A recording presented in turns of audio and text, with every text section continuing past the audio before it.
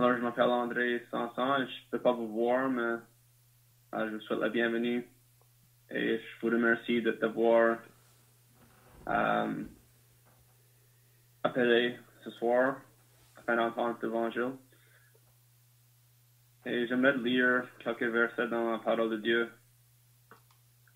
Et chaque verset est vraiment à propos de la visitation de Dieu. Donc, on peut commencer en Exode, chapitre 4. Et verset 31. Exode 4 et 31. Et le peuple crut. Ils apprirent que l'Éternel avait visité les enfants d'Israël. Il avait vu leur souffrance. Et ils s'inclinèrent et se prosternèrent. Alors vraiment, on voit ici que l'Éternel, et quand on lit à propos de l'Éternel, c'est vraiment Dieu de qui on parle. Qu'il a visité le peuple ici. Et j'aimerais juste faire une application.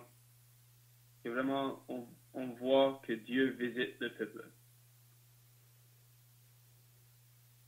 Que même dans cette terre, aujourd'hui, Dieu visite. Et c'est une chose vraiment merveilleuse. Et peut-être que vous êtes affecté par la maladie de COVID-19. Et peut-être que vous ne pouvez pas visiter les gens comme avant. Mais je te garantis que Dieu, il visite.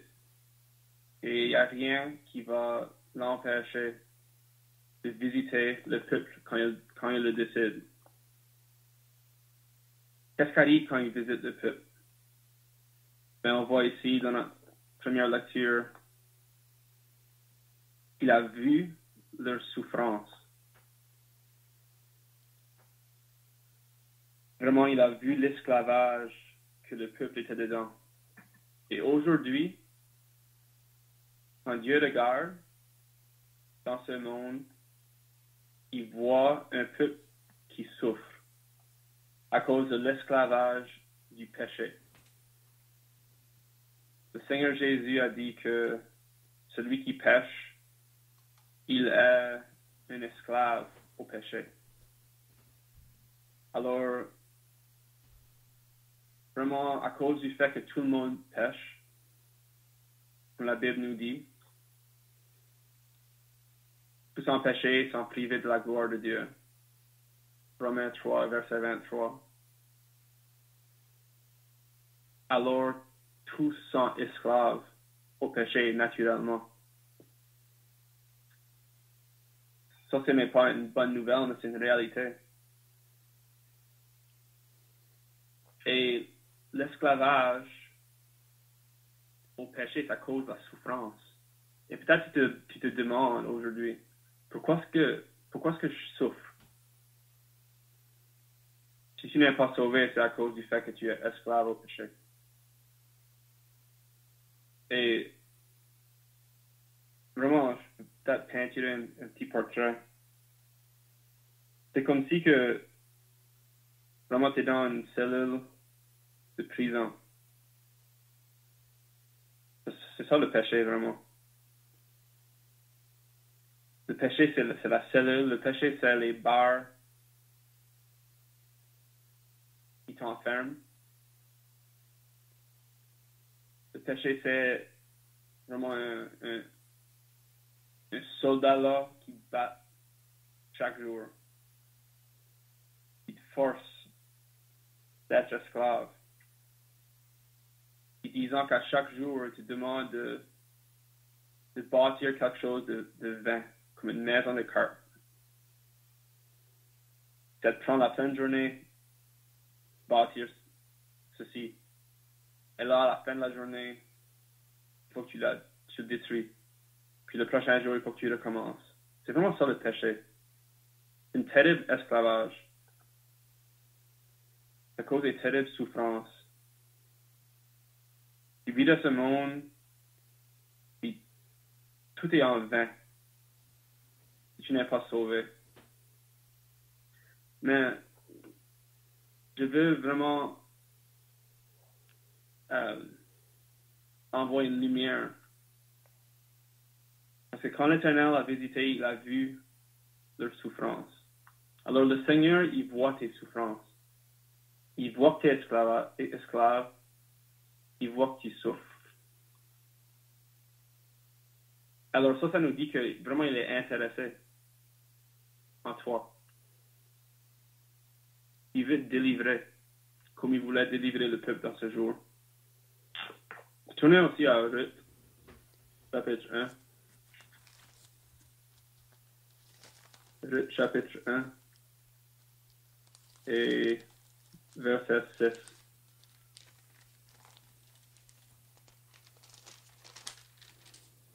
Puis elle se leva, elle et ses belles filles, afin de quitter le pays de Moab, car elle apprit au pays de Moab que l'Éternel avait visité son peuple et lui avait donné du pain.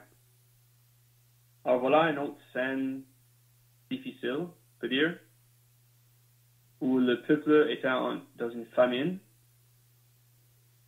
pas de pain, pas de nourriture. Le peuple avait faim. Le peuple mourait de faim. Et le Seigneur y a visité et il leur a donné du pain. Et vraiment dans ce monde, d'une façon physique, le Seigneur, il nous donne du pain. Il nous donne ce qu'on a besoin dans ce monde afin de vivre. Et on doit être reconnaissant pour cela. Mais Job, il peut parler de quelque chose qui est meilleur que le pain nécessaire. Il dit que vraiment il estime les mots qui viennent de la bouche de Dieu meilleurs que son pain nécessaire. Alors il y a un pain qui est même meilleur que juste la nourriture ici. Et le Seigneur Jésus a dit que l'homme ne peut pas vivre par le pain seul, mais par chaque parole qui vient de la bouche de Dieu. Alors dans ce monde, il y a une famine. Le monde en faim. Qui, pour la plupart, ils ne savent pas pourquoi. Ils ne savent pas même quoi ce qu'ils veulent, quoi ce qu'ils cherchent, de quoi ce qu'ils ont besoin. Ils se remplissent de pain ici-bas. Mais ça ne rassasie pas. Mais ce qui manque, c'est la parole de Dieu dans leur vie, dans leur cœur. Et je peux demander la question, as-tu faim? As-tu faim pour la parole de Dieu?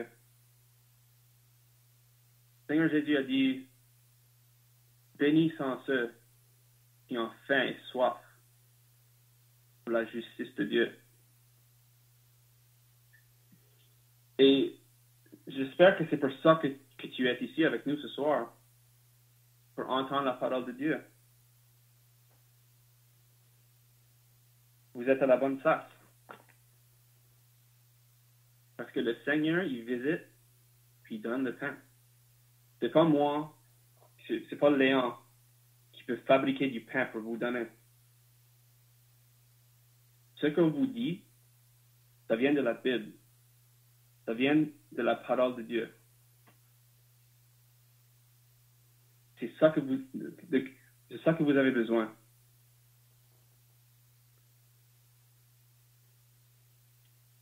Plus grand besoin dans ce monde, ce n'est pas d'éviter un virus. Le plus grand besoin de ce monde, c'est d'éviter vraiment l'enfer. Le plus grand besoin, c'est d'être sauvé. Et on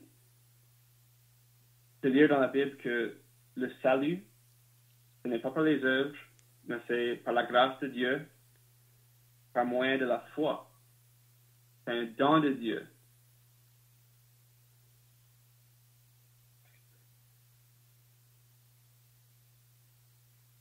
Puis la parole de Dieu nous dit aussi que la foi, ça vient par écouter la parole de Dieu. Alors, si tu veux être sauvé ce soir, écoute la parole de Dieu. C'est parti un chat. On peut tourner aussi à Zacharie, encore dans l'Ancien Testament. Zacharie chapitre 10.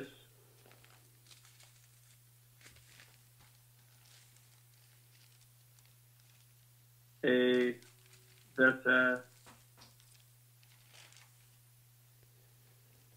la fin de verset 2. Zacharie 10, à la fin de verset 2. C'est pourquoi ils sont errants comme un troupeau. Ils sont malheureux parce qu'il n'y a point de pasteur. Ma colère s'est enflammée contre les pasteurs. Et je châtierai les boucs. Car l'Éternel des armées visite son troupeau. Il visite son troupeau. Alors, on voit encore qu'il visite. Il visite le peuple. Pourquoi est-ce qu'il visite le peuple cette fois? Ben, il dit que le peuple, c'est comme un troupeau errant de brebis. Isaïe, chapitre 53, nous dit que on est tous comme ça. Comme des brebis errants. Ils tournent chaque à leur propre façon. Et vraiment, il nous parle aussi des pasteurs ou des bergers.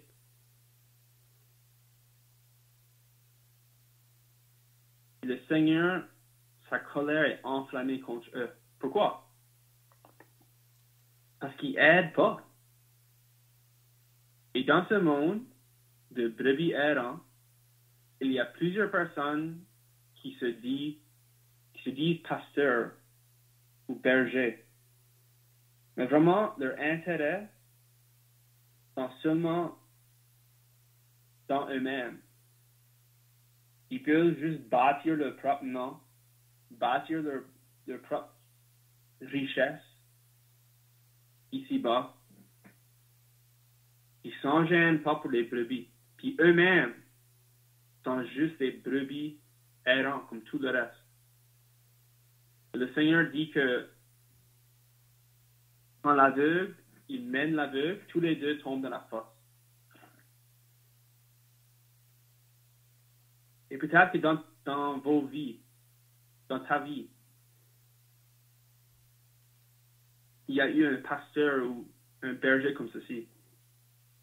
Qui t'a pas mené selon la parole de Dieu, mais selon les pensées des hommes. Le Seigneur, sa colère est enflammée contre eux. Mais il visite. Pourquoi est-ce qu'il visite? Ça dit qu'il visite son troupeau. Alors c'est vraiment lui qui veut mener le peuple. Le peuple qui est errant. C'est lui qui veut les mener jusqu'au salut.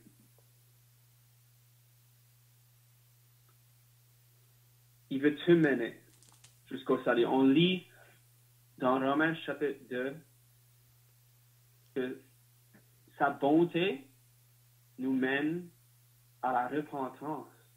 C'est quoi la repentance? C'est vraiment de se tourner de nos propres voies, de se repentir de nos péchés, de tourner à Dieu. ça qu'il veut. Brebis errant, il veut que tu tournes. Arrête d'errer, arrête d'aller dans ta propre voie. Tourne-toi. Tourne-toi vers lui. Sa bonté t'a mené jusqu'à aujourd'hui. Pourquoi? Pour que tu te repentis. Il veut te sauver. Jésus a dit, repentez-vous et croyez à l'évangile. Maintenant, je vais lire un autre verset dans Luc. Dans Luc, chapitre 1. On va lire les paroles de Zacharie, qui était le père à Jean-Baptiste. Luc chapitre 1, verset 67. Luc 1, 67. Zacharie, son père, fut rempli du Saint-Esprit et il prophétisa en ces mots. Béni soit le Seigneur, le Dieu d'Israël, de ce qu'il a visité et racheté son peuple. Il nous a suscité un puissant sauveur dans la maison de David, son serviteur, comme il l'avait annoncé par la bouche de ses saints prophètes des temps anciens. Alors, qu'est-ce que le contexte ici? Le contexte, c'est vraiment Jean le Baptiste qui est né dans ce monde, puis c'est quoi son rôle? Son rôle, c'est d'aller en avant et de proclamer la venue du Sauveur et du Seigneur Jésus-Christ. Et de dire à un et à tous que c'est lui l'agneau de Dieu qui ôte les péchés du monde. Et quand le Seigneur Jésus-Christ est venu dans ce monde, c'est quoi ce qui se passait? Dieu visitait le peuple, en réalité. Non juste pour un instant, non juste pour une journée, mais pour 33 années environ.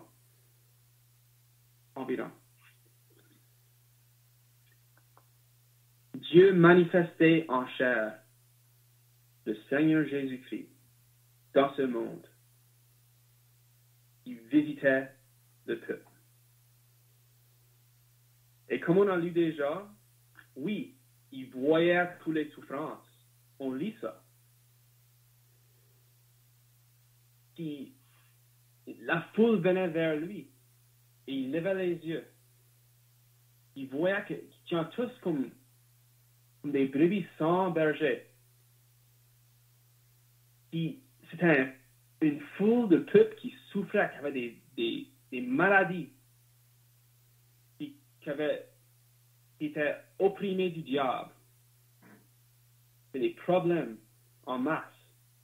Mais vraiment, qui étaient pécheurs, puis qui avaient besoin de lui, le sauveur des pécheurs. Alors oui, il a vu les afflictions et les souffrances. Oui, comme on a lu en Ruth, il est venu nous donner du pain. Il est venu, il a nourri les multitudes. Mais il a aussi parlé la parole de Dieu. Il a donné au peuple vraiment les pensées et les vérités de Dieu. Et ce pain-là qui est plus nécessaire. Mais c'est quoi ce qu'il a donné à la fin de sa vie? Et il a parlé ceci en Jean chapitre 6. Que vraiment le pain qui vient du ciel, c'est quoi ce que c'est vraiment? C'est celui qui est venu de Dieu pour donner son corps, pour donner sa chair, pour mourir. Il est venu afin qu'il puisse aller à la croix et donner son corps pour être vraiment châtié, vraiment meurtri, blessé pour nos péchés, pour nos iniquités, afin qu'il peut devenir le pain de vie pour nous. Et comme on a lu dans Zacharie, il est venu pour être notre berger. Et il a dit que le bon berger, c'est quoi ce qu'il fait? Il donne sa vie pour ses brebis, pour nous sauver. Et vraiment, ça peut tout être résumé dans ce verset qu'on a juste lu.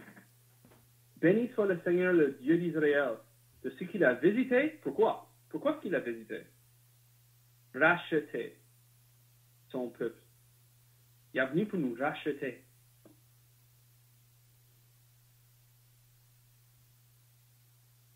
Et il n'y a pas de raison pourquoi est-ce qu'un individu de ce monde ne serait pas racheté dans ce moment présent. Parce qu'il a fait tout. Il est mort pour nous. Il est ressuscité pour nous. Il est monté à la droite du Père.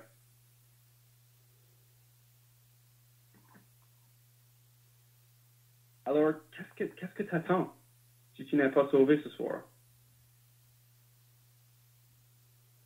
Et vraiment, on peut dire aussi que même dans ce moment présent, Dieu visite. Par le Saint-Esprit, il visite. Il veut convaincre le monde du péché, de la justice de Dieu, du jugement qui vient pour les péchés. Puis il veut prendre les choses de Christ, il veut les montrer au monde. Il visite maintenant.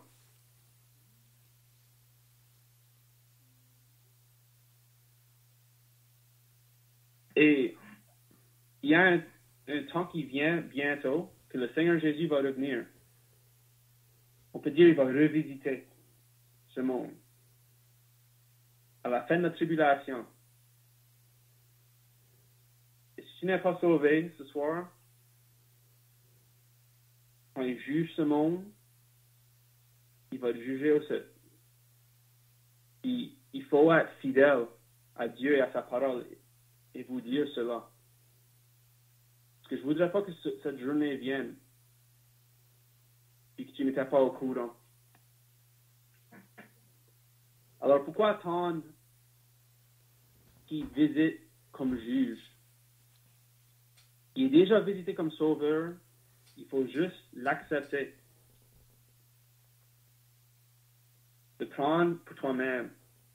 Comme je l'ai fait, comme Léon a fait. Comme tous les chrétiens de ce monde ont fait.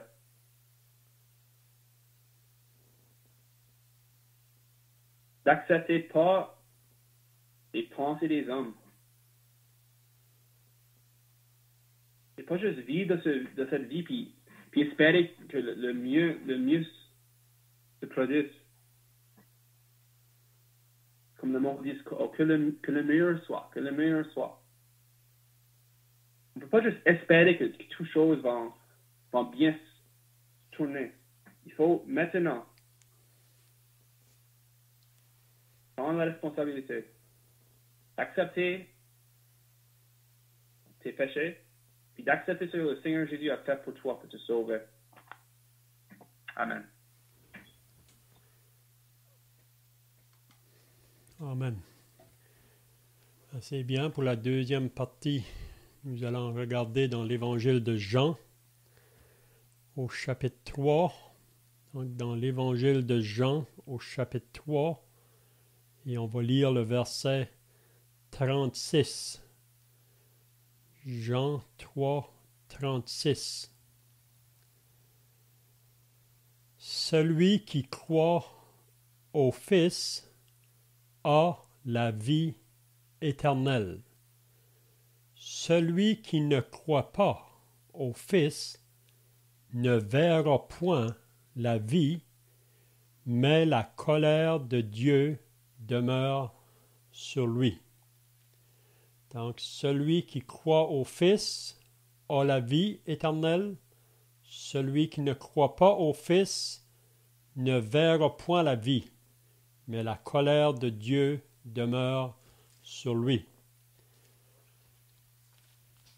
Maintenant, on va aller dans l'épître de Paul aux Corinthiens. La première épître de Paul aux Corinthiens,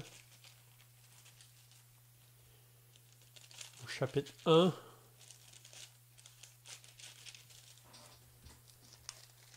Et on va lire le verset 18. 1 Corinthiens 1, 18. Car la prédication de la croix est une folie pour ceux qui périssent, mais pour nous qui sommes sauvés, elle est une puissance de Dieu. Aussi est-il écrit, je détruirai la sagesse des sages et j'anéantirai l'intelligence des intelligents. On va aller maintenant au chapitre 2, à partir du verset 1. Chapitre 2, le verset 1. Pour moi, frères, lorsque je suis allé chez vous, ce n'est pas avec une supériorité de langage ou de sagesse que je suis allé vous annoncer le témoignage de Dieu, ou on pourrait dire vous annoncer la bonne nouvelle ou l'Évangile. Car je n'ai pas eu la pensée de savoir parmi vous autre chose que Jésus-Christ et Jésus-Christ crucifié. Moi-même, j'étais auprès de vous dans un état de faiblesse, de crainte et de grand tremblement. Et ma parole et ma prédication ne reposaient pas sur les discours persuasifs de la sagesse, mais sur une démonstration d'esprit et de puissance, afin que votre foi fût fondée non sur la sagesse des hommes, mais sur la puissance de Dieu. Maintenant, on va aller dans 1 Corinthiens 15.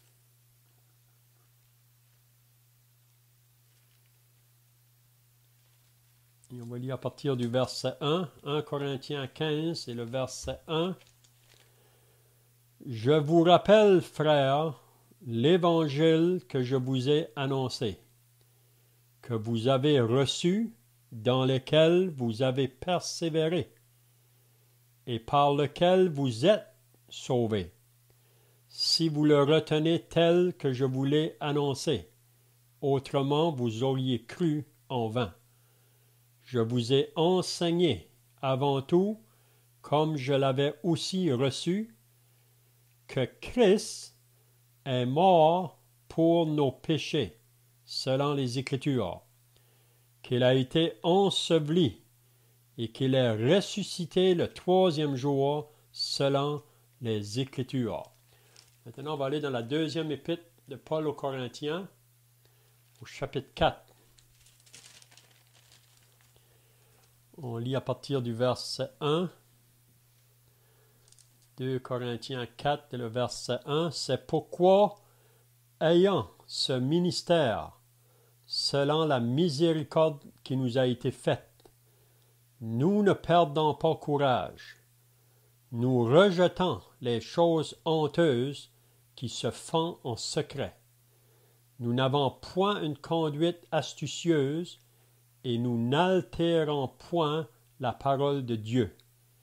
Mais en publiant la vérité, nous nous recommandons à toute conscience d'homme devant Dieu.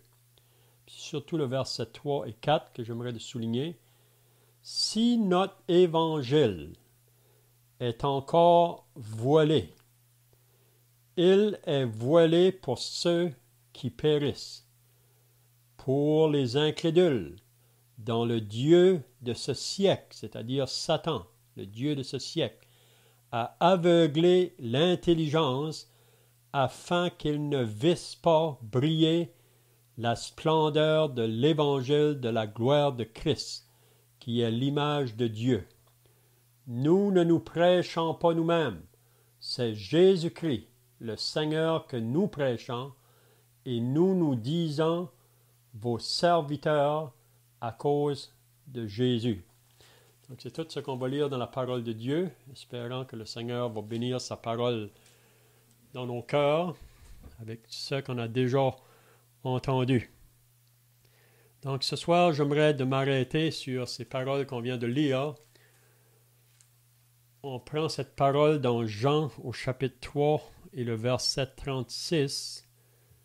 Jésus dit, « Celui qui croit au Fils a la vie éternelle. » C'est bien de remarquer qu'il ne dit pas « Celui qui croit au Fils aura la vie éternelle », mais il nous dit « Celui qui croit au Fils a la vie éternelle. » Donc, c'est quelque chose qu'on peut posséder présentement.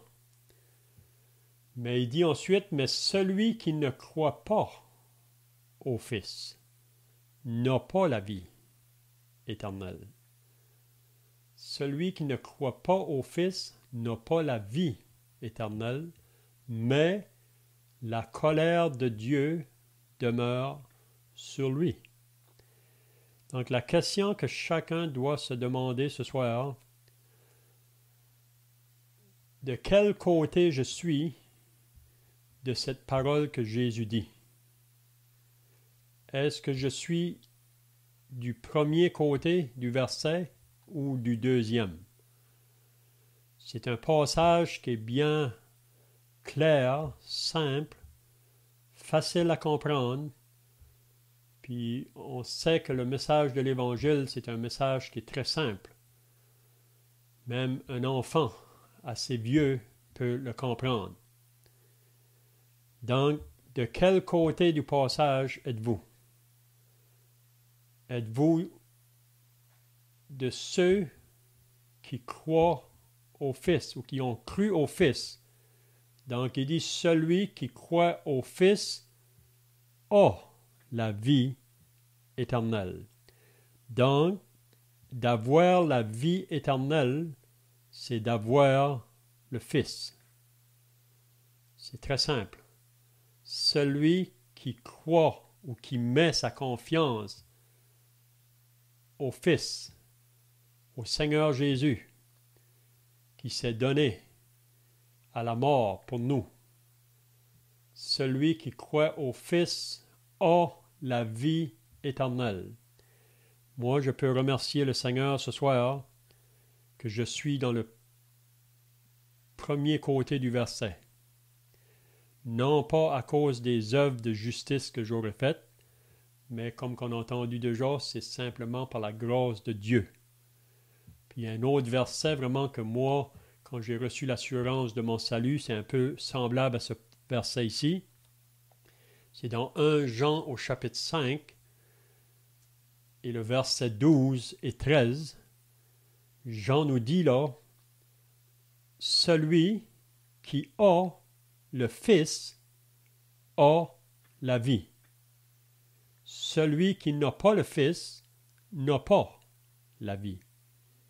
Je vous ai écrit ces choses afin que vous sachiez que vous avez la vie éternelle, vous qui croyez au nom du Fils de Dieu. » Donc, si en lisant ces deux passages-là, le soir que j'ai reçu l'assurance que j'avais la vie éternelle, celui qui a le Fils, j'ai compris que le Fils, la raison qu'il est allé à la croix, c'était pour les péchés du monde entier, mais j'ai compris ce soir-là que c'était pour mes péchés à moi.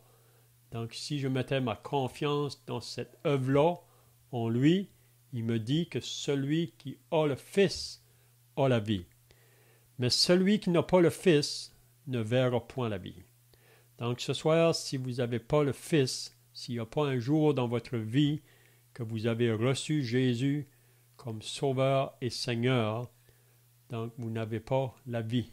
Vous êtes toujours mort spirituellement devant Dieu. Vous êtes toujours dans le royaume des ténèbres. Vous êtes toujours sous la puissance de Satan. Parce que le moment qu'une âme reçoit Jésus comme son sauveur, il passe des ténèbres à la lumière, de la puissance de Satan à Dieu. Donc, celui qui croit au Fils a la vie, mais celui qui ne croit pas au Fils n'a pas la vie, mais la colère de Dieu demeure sur lui, ou le jugement de Dieu demeure sur lui. Donc, pour échapper le jugement, il faut croire en Jésus. Il faut se réfugier sous ses ailes. Vous savez que Jésus, un jour, sur la ville de Jérusalem, il a pu dire « Jérusalem, Jérusalem, combien de fois ai-je voulu vous rassembler comme une poule rassemble ses poussins sous ses ailes, mais vous n'avez pas voulu. » Vous n'avez pas voulu. Donc ce soir, le Seigneur Jésus vous appelle. Venez à moi. C'est lui qui veut vous donner cette vie éternelle et qui peut la donner. Donc, soit qu'on est dans le premier côté du verset ou dans le deuxième, chacun doit se poser la question. Maintenant, le deuxième passage qu'on a lu, c'est l'apôtre Paul. Vous savez que l'apôtre Paul était un homme autrefois qui s'appelait Saul, puis c'était un persécuteur de l'Église. Il persécutait les chrétiens. Il était dans la religion du judaïsme, très zélé, pensant qu'il servait son Dieu, puis il pensait que quand il faisait mal aux chrétiens, qu'il faisait plaisir à Dieu. Mais un jour, cet homme-là s'en allait sur le chemin pour aller à Damas, en ayant reçu les lettres des grands prêtres de Jérusalem.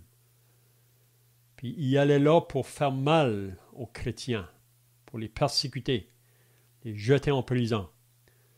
Mais sur son chemin, ça dit vers midi, il y a une grande lumière qui est venue du ciel, plus brillante que celle du soleil. Ça dit qu'il est tombé au bas de sa monture par terre. Puis la voix s'est fait entendre, « Saul, Saul, pourquoi me persécutes-tu? » Il te serait dur de regimber contre les aiguillons.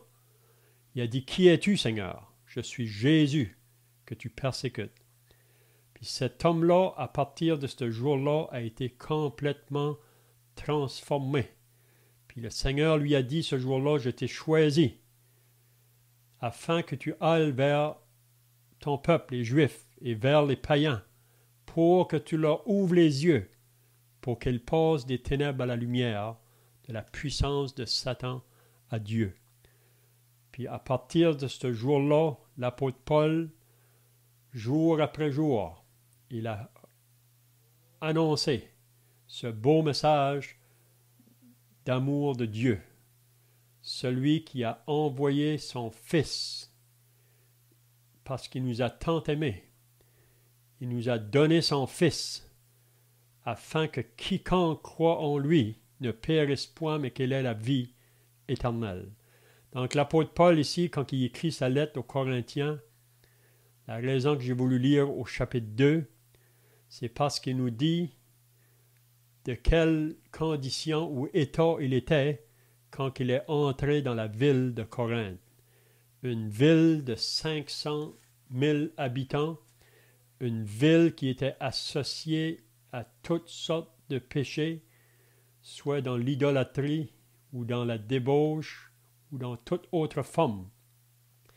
Mais Paul avait un message entre ses mains qui pouvait changer ou transformer la vie de ces gens-là qui se trouvaient à Corinthe. Vous savez, la semaine passée, on a lu le passage dans Romains au chapitre 1, verset 16, l'apôtre Paul pouvait dire « Car je n'ai point honte de l'Évangile, c'est la puissance de Dieu pour le salut de quiconque croit. » Donc, Paul n'avait pas honte de parler de ce message-là. Il n'avait pas honte de s'identifier avec ce message-là. Même en sachant qu'il rencontrait beaucoup d'opposition ou de la persécution de ceux qui vont refuser le message. Mais pour ceux qui vont l'accepter, Paul savait que ce message-là pouvait transformer n'importe qui.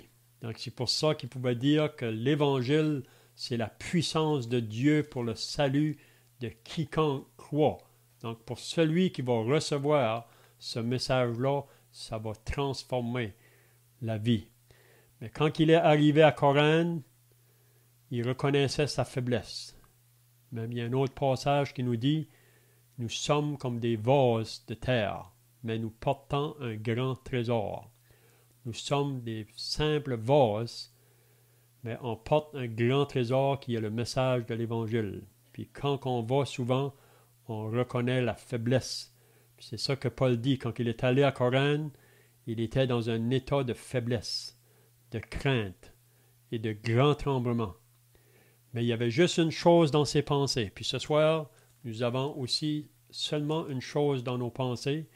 Puis on sait que ce que nous annonçons ce soir, c'est comme Paul annonçait, c'est Jésus-Christ et Jésus-Christ crucifié. On allait au verset 18, « Car la prédication de la croix est une folie pour ceux qui périssent. » Donc, le message de la croix, ce soir, est une folie pour ceux qui périssent. Ça veut dire pour ceux qui sont toujours sur le chemin large, qui descendent vers la perdition. Pour beaucoup ce soir, la prédication de la croix ou parler de Jésus-Christ qui a été crucifié, c'est une folie. Le monde se moque de ça. Mais il dit, mais pour nous qui sommes sauvés, elle est une puissance de Dieu. Donc pour les croyants, la prédication, nous croyons que c'est la puissance de Dieu. C'est le message de l'Évangile. Mais pour d'autres, c'est une folie. Donc ce soir, on peut encore demander la question, de quel côté êtes-vous? Êtes-vous de ceux qui périssent et pour vous, le message de la croix est une folie? Ou est-ce que vous êtes avec ceux qui sont sauvés, ceux qui ont reçu le message de la croix? Donc, soit qu'on est un côté ou l'autre. Dans 1 Corinthiens 15, Paul nous dit, à propos de l'Évangile, c'est très simple. L'Évangile, c'est que Christ est mort pour nos péchés. Il a été enseveli selon les Écritures et il est ressuscité le 3e jour. Donc, le Seigneur Jésus, ce soir, veut te sauver. Il veut sauver tous ceux qui sont toujours sur le chemin de la perdition. Il n'y a personne un jour qui aura des excuses pour dire « Moi, tu n'as pas voulu me sauver. » Non, ça, c'est pas vrai. Parce que Dieu aime chaque individu. Là où tu es ce soir, Dieu t'aime. Puis le dernier verset qu'on a lu, Paul peut dire « Si notre évangile est encore voilé. » Donc ce soir, si le message que nous annonçons est toujours pour toi voilé, il dit « Il est voilé pour ceux qui périssent. » Pour les incrédules, pour ceux qui ne croient pas ou qui ne veulent pas croire. Dans le Dieu de ce siècle, c'est-à-dire le diable, a aveuglé leur intelligence. Donc le diable, ce soir, son œuvre, c'est de vous maintenir dans son royaume de ténèbres. Il ne veut pas que vous puissiez comprendre le message pour le recevoir parce qu'il sait le moment que vous allez croire à ce message-là de l'Évangile, que vous allez passer de la mort à la vie, que vous allez passer de la puissance de Satan à Dieu. Donc le diable ne veut pas ça. Donc, il va faire tout son possible pour vous garder dans l'aveuglement de votre intelligence. Donc, ce soir, on espère, avec ce qui a été dit déjà, que tous ceux qui sont présents, que vous n'allez pas prendre ça au sérieux. Puis si vous n'avez pas encore passé de la mort à la vie, que vous puissiez ce soir tourner vos regards sur Jésus-Christ et Jésus-Christ crucifié. Sur la croix, il a pu dire « Tout est accompli ». Ça veut dire que l'œuvre que Dieu lui a donnée à faire pour satisfaire la justice de Dieu, pour que les pécheurs puissent avoir leurs péchés pardonnés, il l'a fait, il l'a accompli. Donc la seule chose qu'il nous demande de faire, c'est de croire en cette œuvre. Donc celui qui croit au Fils a la vie éternelle, mais celui qui ne croit pas au Fils ne verra point la vie, mais la colère de Dieu demeure sur lui. Donc on va terminer. Je vais demander à mon frère André de terminer par la prière.